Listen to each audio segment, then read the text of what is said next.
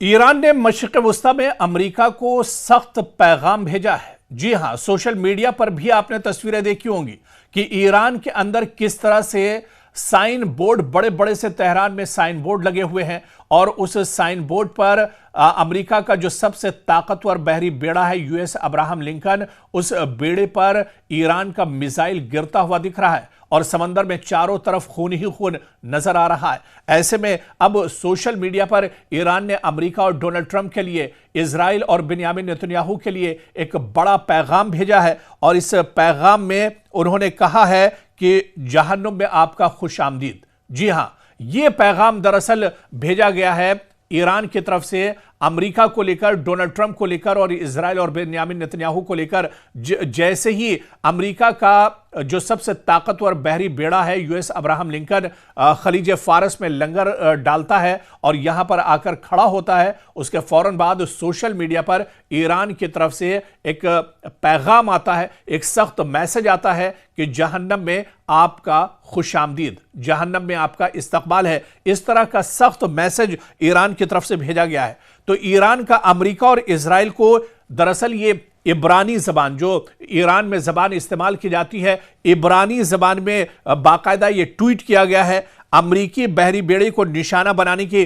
तस्वीर एक्स पर पोस्ट की गई है और इसको अपलोड करके बाकायदा सोशल मीडिया पर यह लिखा गया है कि जहन्नम में खुश आमदीद। तो आप देखिए, जिस तरह से ईरान के supreme leader Ayatollah Ali Khamenei कह रहे थे कि दुश्मन की तरफ से अगर कोई नापाक हरकत की जाती है तो पूरे इलाके को एक तरह से जहन्नम में तब्दील कर दिया जाएगा।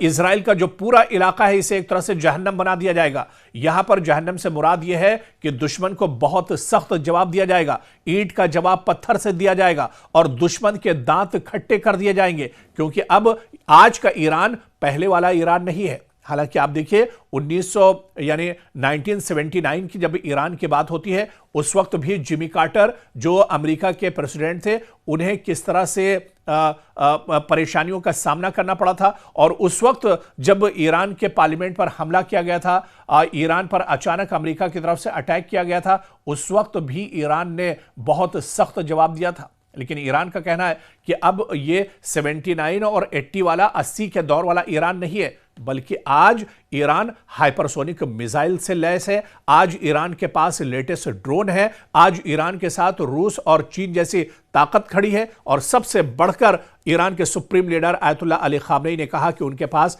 ईमान की ताकत है। आज मुस्लिम ममालिक उनके साथ हैं, मशरिक़ वस्ता में यमन जैसा साथी उनके साथ है। तो ऐसे में अगर दुश्मन कोई नापाक हरकत करता है या अमेरिका की तरफ से कोई एक्शन लिया जाता है तो फिर पूरे इस इलाके को एक तरह से जहन्नम में तब्दील कर दिया जाएगा और जो नापाक इरादे हैं अमेरिका और इजराइल के, उन्हें एक तरह से सबक सिखाया जाएगा।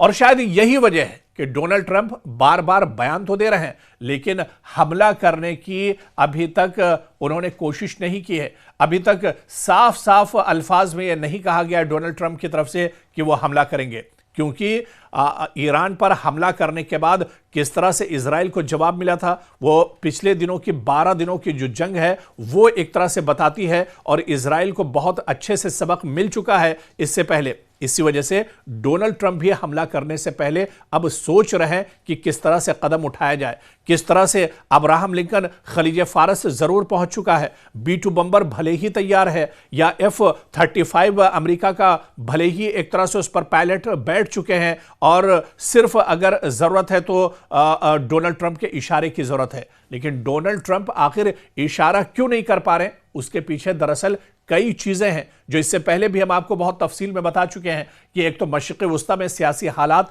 बहुत हद तक बदल चुके हैं। आलमी मंजरनामे पर नजर दौड़ाएं तो यहां पर भी हालात बदले हुए हैं। रूस ने सीधे सीधे, पुतिन ने कह दिया है कि अमेरिका पर अगर बिला वजह अमेरिका हमला करता है तो फिर वो इस पर सोचने पर मजबूर होंगे। चीन लगातार ईरान की मदद कर रहा है और चीन ने भी कहा है कि अगर ईरान पर हमला होता है तो फिर इस पर एक तरह से गौर करना पड़ेगा इन हालात पर।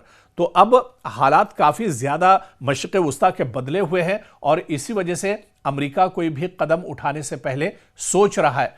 हालांकि अमेरिका और इजराइल के बीच में लगातार बैठकों का दौर चल रहा है। बिन्यामिन नेतन्याहू और डोनाल्ड ट्रंप लगातार बैठकें कर रहे हैं, लगातार फोन पर उनकी बातचीत हो रही है, लेकिन एक डर और खौफ इन बड़ी ताकतों के बीच में, जो अपने आप को सुपर पावर कहते हैं, जिनके पास लेटेस्ट हथियार हैं, जिनके पास B-2 बम्बर है, जिनके पास USS अब्राहम लिंकन जैसा सबसे मजबूत बहरी बेड़ा है, लेकिन फिर भी यह हमला नहीं कर पा रहे हैं, क्योंकि इसकी कई वजह बताई जा रही हैं। और फिर ईरान की तरफ से जो बयान आया है, ईरान के सुप्रीम लीडर की तरफ से जो बयान आया है, ईरान के आर्मी चीफ की तरफ से जो बयान आया है, उन्होंने कहा है कि दुश्मन अगर इस बार कोई गलती करता है तो उसे बहुत बड़ा खमियाजा भुगतना होगा मशरिक़ वुस्ता में। और शायद इसी वजह से अमेरिका या इजराइल कोई कदम उठाने से पहले 10 बार सोच रहे हैं, इस पर गौर व फिक्र कर रहे हैं। अब्राहम लिंकन भले ही खलीज फारस में आकर लंगर डाल चुका है, डट चुका है, लेकिन हमले की कोशिश अमेरिका नहीं जुटा पा रहा है।